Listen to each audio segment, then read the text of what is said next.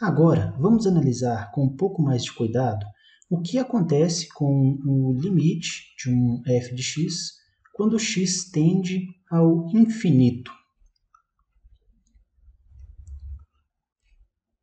A resposta L desse limite ela vai depender, obviamente, do formato dessa função.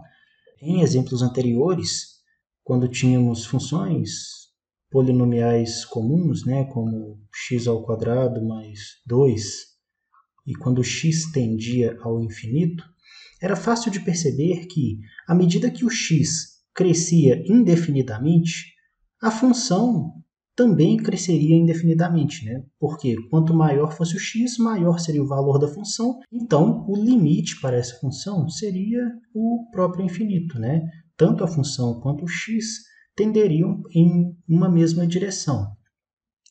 Mas, em casos diferentes, quando temos, por exemplo, o limite de uma função racional em que se tem o x no denominador, aqui acontece uma situação bem diferente.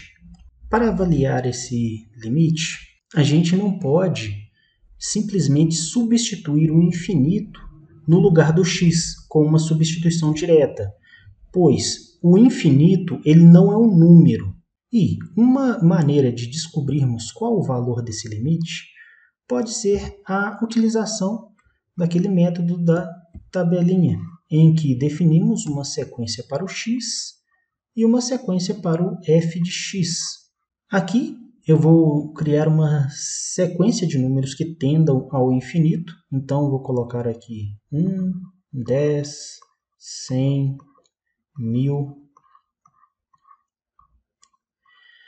E então, cada valor do x eu vou jogar no f de x e descobrir qual é o correspondente, Então, 1 dividido por 1 dá 1 mesmo, 1 dividido por 10 dá 0,1, que dá 0,01, 0,001.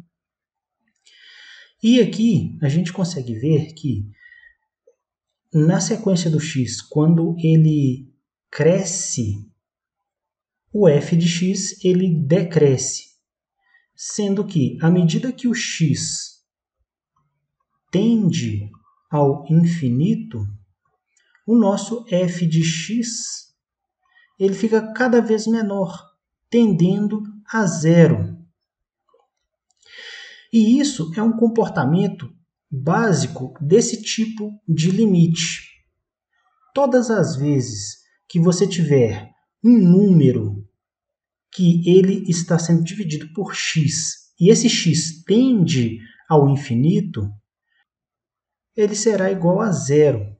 A partir disso, podemos ter algumas definições que nos ajudam a resolver os limites. Se n é um número inteiro positivo, então o limite de 1 sobre x elevado a n, quando x tende ao infinito, é igual a zero. Essa definição nos permite dizer que, independente de qual expoente o x esteja elevado, desde que seja um expoente inteiro positivo, se o x tender ao infinito, esse limite será zero. Pode ser 1 sobre x elevado a 2, 1 sobre x elevado a 5 ou qualquer outro valor. Graficamente, quando temos uma função racional desse tipo, percebemos que, à medida que o x tende ao infinito, à medida que ele cresce indefinidamente, os valores para a função se aproximam cada vez mais do zero. E essa é a forma de visualização mais simples da definição dada anteriormente. Mas é interessante considerar que essa é uma função extremamente simples, em que temos apenas um termo. Mas, eventualmente, podemos ter funções com um pouco mais de complexidade. Por exemplo, se tivermos a função f de x igual a 1 mais 1 sobre x, quisermos fazer o limite para essa função, quando x tende ao infinito, é interessante reparar que, nesse caso, utilizando as leis do limite que vimos na aula anterior, podemos separar esse limite em duas partes, sendo que teríamos o limite para o número 1 mais o limite para a nossa função racional, 1 sobre x. E então, chegamos à conclusão de que esse limite de 1, quando x tende ao infinito, ele será o próprio 1. Isso porque, independente do valor que o x assumir, a função sempre será 1.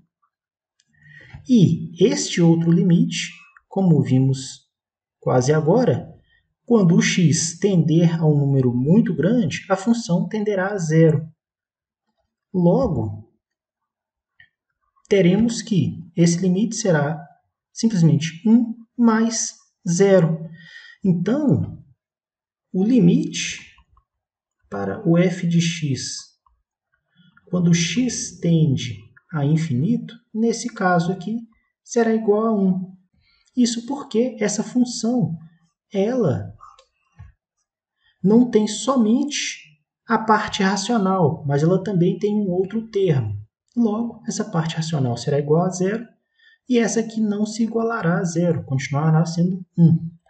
Nesses casos, por mais que tenhamos definições que nos ajudem a resolver os limites de maneira mais rápida, é importante termos atenção na função para evitar erros simples.